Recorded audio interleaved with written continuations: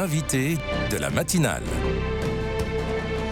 KTO Radio. La crise écologique comme la crise actuelle de l'agriculture pousse plus que jamais à interroger les modes de consommation. En France, 70% des achats alimentaires se font dans les enseignes de la grande distribution. Face à cette mainmise, est-il possible de consommer autrement en lien avec l'écologie intégrale? Avant de répondre à cette question, essayons d'abord de comprendre comment fonctionne le système de la distribution avec quelqu'un qui tente de construire d'autres modèles. Quentin Triette, bonjour. Bonjour Maxence. Vous êtes ingénieur agronome, vous travaillez dans un groupe d'action locale au sud de Bruxelles dont l'objectif est notamment d'établir de nouvelles filières de consommation. Ça m'intéresse d'abord que vous nous racontiez en quelques mots votre activité. Donc moi je travaille en effet dans un groupe d'action locale, donc c'est des projets européens qui ont pour but d'aider le développement rural au sens large et moi je suis le chargé de mission agriculture, donc j'ai une formation d'ingénieur agronome et ça fait 10 ans maintenant que je travaille dans le secteur agricole et ce qui me préoccupe, ce qui m'intéresse aujourd'hui, c'est d'aider les agriculteurs à recréer des partenariats équitables, justes, avec des transformateurs qui vont produire des aliments de qualité en Belgique. Donc vraiment, l'objectif, c'est de recréer un lien entre agriculteurs et citoyens autour d'un aliment qui est issu et cultivé dans nos contrées, en Belgique en l'occurrence. Comment vous jugez le fonctionnement de la grande distribution aujourd'hui? Alors la grande distribution, bon, je pense qu'ils sont avant tout dans un système, d'optimisation, des coûts pour essayer de faire en sorte que les marges leur permettent de continuer à vivre, hein. C'est le business model de beaucoup d'entreprises qui cherchent la rentabilité, avant tout pour survivre. Mais c'est vrai qu'on est aujourd'hui, je pense, dans une situation où, avec l'inflation, avec l'augmentation, des coûts, pour beaucoup de consommateurs, je pense que ça se ressent au niveau du pouvoir d'achat.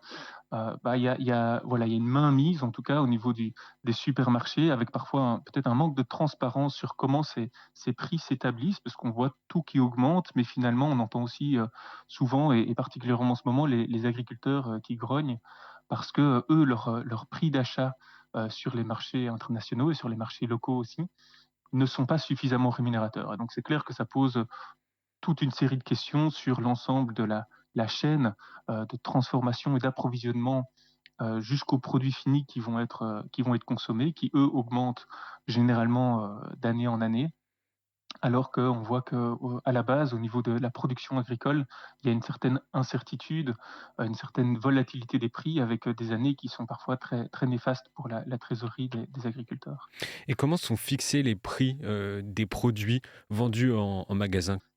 Alors, je connais pas tous les mécanismes en détail, mais c'est clair que, au niveau des supermarchés, ils ont une certaine souplesse. Alors évidemment, il va y avoir l'acceptabilité du marché. Si, une des chaînes de supermarchés, décide d'augmenter, de trop par rapport à ses concurrents, bon, ben, ça va être en défaveur évidemment de cette enseigne-là.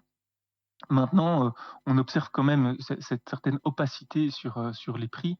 Il y a des études qui ont été menées récemment, en Belgique et qui montrent, par exemple, juste entre la partie flamande et la partie wallonne, heu, une même enseigne de supermarché pratique des prix radicalement différents, avec certaines zones, assez locales où on va avoir des prix supérieurs par rapport à d'autres zones et si on devait comparer à la France, on aurait encore, des prix qui seraient complètement différents et donc c'est clair qu'eux vont viser à cette rentabilité, économique avant tout et donc s'il y a une augmentation des coûts, que ce soit une indexation des salaires, que ce soit une augmentation des coûts de l'énergie, du transport, eh bien, ils vont l'imputer sur le prix final du produit.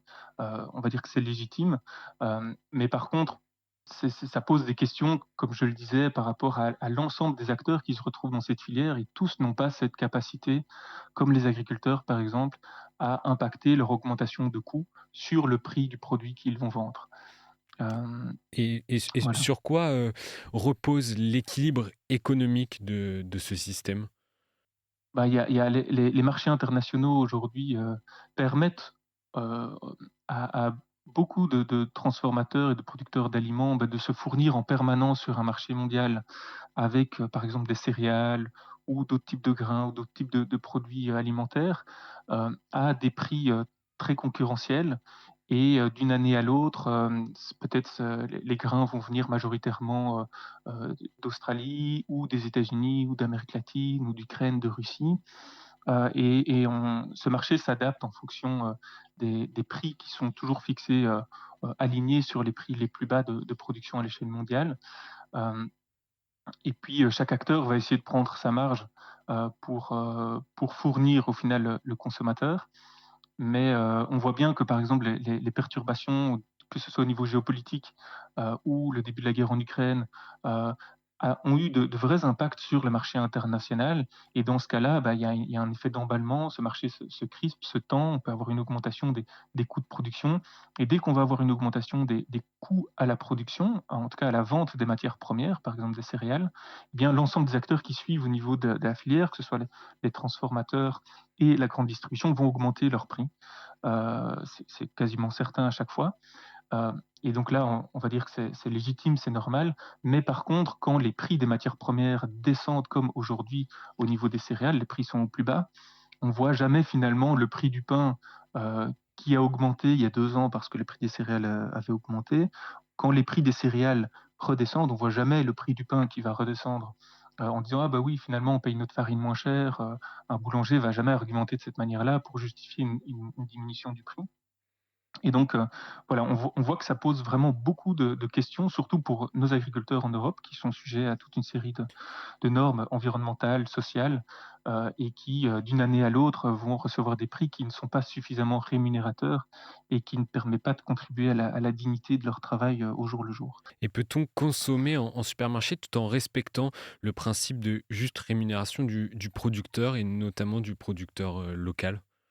C'est tout un défi, c'est tout un défi parce que, je pense que maintenant On peut avec, quand même les trouver des les produits locaux manifestations, dans certains on supermarchés, par exemple.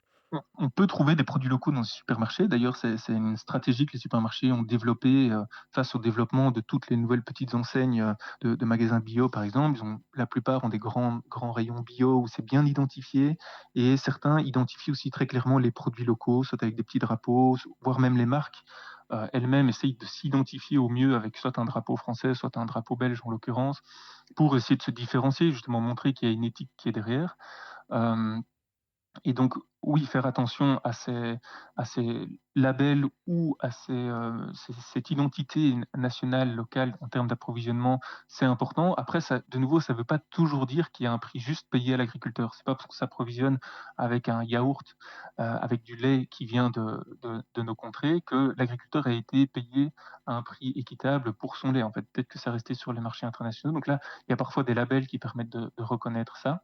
Après bon, c'est pas possible pour tout le monde, mais c'est vrai que s'approvisionner directement auprès d'un producteur, d'une coopérative ou d'un groupement d'achat où on voit qu'il y a une éthique derrière, bah, ça permet d'avoir des liens plus forts de confiance avec le produit qu'on achète et les producteurs qui sont derrière. Et pourrait-on aujourd'hui, se passer en tant que consommateur, lambda, se passer des grandes surfaces? Est-ce que c'est possible? Alors, ça reste compliqué, hein, dans l'idéal, moi je suis un peu militant, donc j'adhère à ce genre de point de vue, mais je vois aussi que dans le comportement de consommation, beaucoup de personnes, cherchent l'efficacité, hein, que ce soit, des parents qui rentrent du travail, qui veulent s'arrêter dans ce qu'on appelle, souvent les one point picking. C'est un endroit où on va tout prendre. On commence pas à faire le tour des petites supérettes, des petits magasins, pour acheter tout ce dont on a besoin. Et donc les supermarchés sont extrêmement, efficients, efficaces à ce niveau-là. Et c'est vrai qu'avec, j'en parlais tout à l'heure, l'inflation, on a quand même, le pouvoir d'achat au niveau des ménages qui est vachement, heu, contraint, mis sous contrainte en tout cas. Hem et donc, c'est une des choses sur lesquelles la plupart des ménages, en fait, essayent de raboter au mieux, c'est sur le budget alimentation. Et donc on sait aujourd'hui que le budget, dédié à l'alimentation dans l'ensemble d'un budget familial, ou d'une personne, on est descendu à 10-15 du budget global qui est dédié à l'alimentation.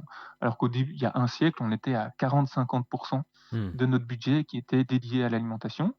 Et donc, voilà, ça pose une série de questions. Si on se dit: «Tiens, aujourd'hui, pour s'approvisionner localement à un prix éthique rémunérateur pour l'agriculteur, est-ce que, on serait prêt à mettre un petit peu plus?» Mais en même temps, on voit à quel point on est dans une société, qui nous bombarde de cet effet de consommation, et donc il y a toute une série d'autres biens, heu, qui, dans notre société de consommation, sont devenus importants, indispensables, comme voyager, s'acheter des vêtements de telle marque, s'acheter un smartphone, avoir tel objet ou euh, bien qui nous semblent indispensables pour notre image sociale ou pour notre bien-être de vie et qui font qu'au final, ça, on n'a pas envie de rogner là-dessus et on préfère aller rogner sur notre alimentation pour des peut-être on comprend plus trop pourquoi finalement un produit bio coûte si cher par rapport à un produit d'une marque lambda. Hem et ça, on l'observe vraiment beaucoup aujourd'hui. On voit le marché du bio qui répond à toute une série d'attentes sociétales, d'éthique, d'environnement, de qualité de l'eau, de biodiversité. Mais le marché du bio peine beaucoup en ce moment, c'est-à-dire qu'il est en pleine récession et on voit que c'est notamment lié voilà, à des ménages qui avant avaient cette éthique-là de consommation, mais qui aujourd'hui, pour des difficultés financières principalement, changent leurs orientations de consommation. Et Quentin Triette, un dernier mot, quel conseil vous pourriez donner aux auditeurs qui nous écoutent pour améliorer l'impact de leur consommation sans pour autant révolutionner son quotidien ni son budget alimentaire? Bien, moi, ce que j'aurais envie d'encourager, comme petit geste pratique, c'est vraiment de se renseigner sur la cause des agriculteurs aujourd'hui, d'essayer de comprendre pourquoi ils manifestent et de voir que finalement, comme en parle bien, l'encyclique sur, l'écologie intégrale du pape François, c'est que la dimension du respect de l'environnement et de la nature est inextricablement liée à la question de la dignité humaine et aujourd'hui, nos agriculteurs sont vraiment dans une tension, une difficulté, sociale et économique. Ils arrivent difficilement à vivre de leur métier. Alors évidemment, ça dépend d'un secteur à un autre, mais globalement, on peut quand même tirer ce constat et qu'aujourd'hui, ils couvrent, ils s'occupent, de près de 50 des territoires, des terres agricoles qui sont cultivées et si on a des attentes sociétales importantes pour préserver l'environnement, préserver la biodiversité, décarboner les filières agricoles pour protéger la qualité de l'eau, protéger nos sols pour les générations à venir, eh bien, ce sont toute une série d'enjeux écologiques qui sont légitimes aujourd'hui, mais qui doivent être liés à la condition sociale et à la dignité du travail des agriculteurs. Et donc, si on est juste dans une logique de comparaison de prix, notre esprit humain est très très fort et on va toujours aller au plus bas.